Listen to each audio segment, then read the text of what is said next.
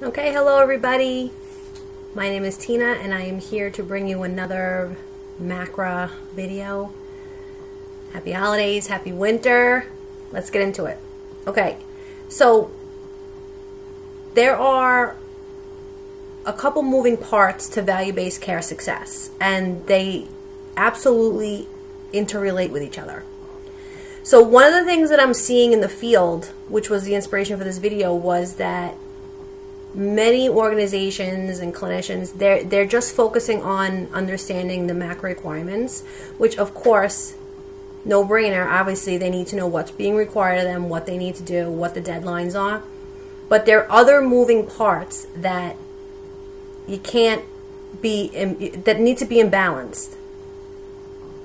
Think of value-based care as an umbrella. So you have MACRA's requirements, you have patient engagement, and then you have clinician organizations, public reputation, and then you have all of the tools. There's so many tools to help you be successful in this new value-based care paradigm. So that's what this video is on. And when I think of success, I don't think of just success, just be successful in 2017, 2018. I'm looking at the big picture. That's where my head's at. I'm about the big picture, bringing in the big money. There's millions and millions of dollars in these advanced APMs, this 5%. CMS just recently upped it. It's insane the amount of money that is on the table and how the patients can really be helped in different ways and the clinicians can win as well. So let's get into it. All right, the three moving parts of what I just said: the actual MACRA requirements, patient engagement, which is so huge, and then of course the public reputation. If you just focus on the requirements, you're out of balance, and I'm telling you, your bottom line is going to be out of balance. So, and if you look at just MIPS, the patient engagement is in the improvement activities. That's why it's brand new. And the public reputation, obviously clinicians score 0 to 100. That's all about reputation. So they're intertwined. Okay, so the MACRA requirements, I'm not going to spend time on this. Everybody knows they're complex and often difficult to understand. Requires an enormous amount of it requires an enormous amount of attention in order to keep up with all the various changes in education needed.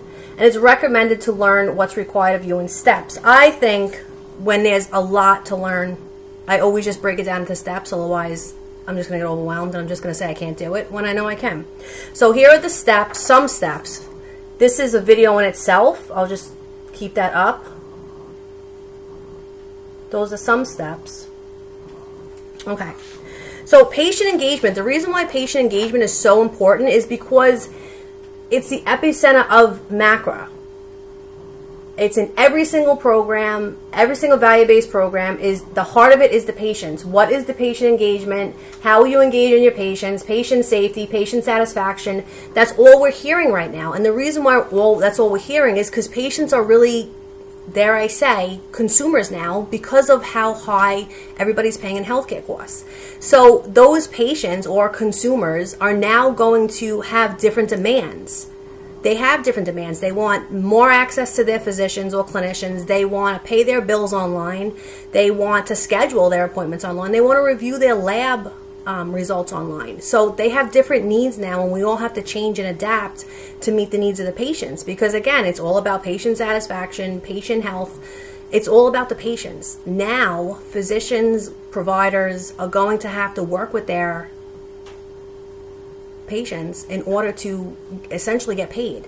That's the world we're living in right now. So because fee-for-service isn't working, this is why the ultimate goal is to have our healthcare system be patient-centered. That's why everybody's going through, I guess, growing pains right now, because it's completely changing. It's completely changing to be patient-centered.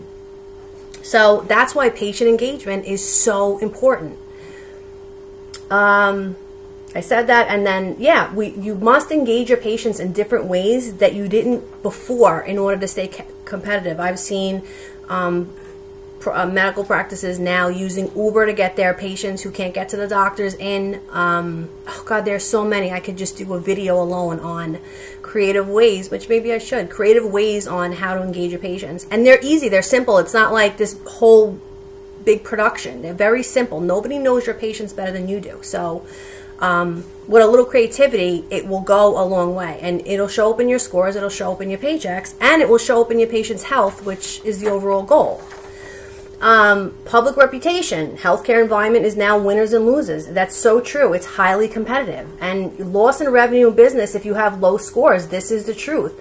There's 100,000 clicks per day on patients clicking on Physician and Compare, looking for hospitals, looking for doctors, looking for specialists. 100,000 clicks per day. That's huge. That is why CMS is putting all of the clinician scores on physiciancompare.com. That's why they're doing that. Yeah, and then there's 10,000 patients sign up to Medicare per day. I mean, this is a huge business. You're going to want that business. You're going to want that high score. CMS is estimating in 2018, clinicians are going to get, more and more clinicians are going to get scores of 70 or above. So you're going to want to be that clinician to get that score for all the reasons I just said. Now, I'm just going to get into the tools because I want to keep this video short.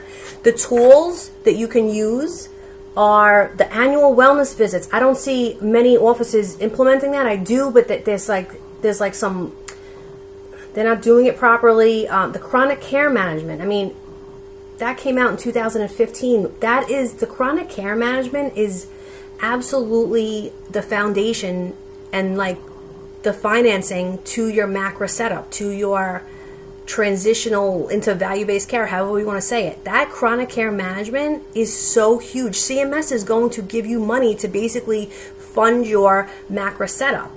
I mean, why wouldn't you do this? So chronic care, and not a lot of people know about this yet, but it is becoming more popular, so you got to get on that.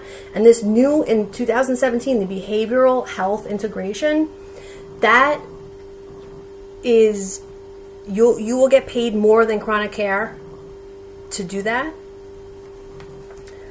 And it has to do with any mental health diagnosis and addictions, which is rampant right now. So there's a lot of money in that, and there's a lot of patients that would need those services. So I'm just keeping this real short, but these are the tools. Telehealth services that are beneficial for both patients and providers. Telehealth services pays more.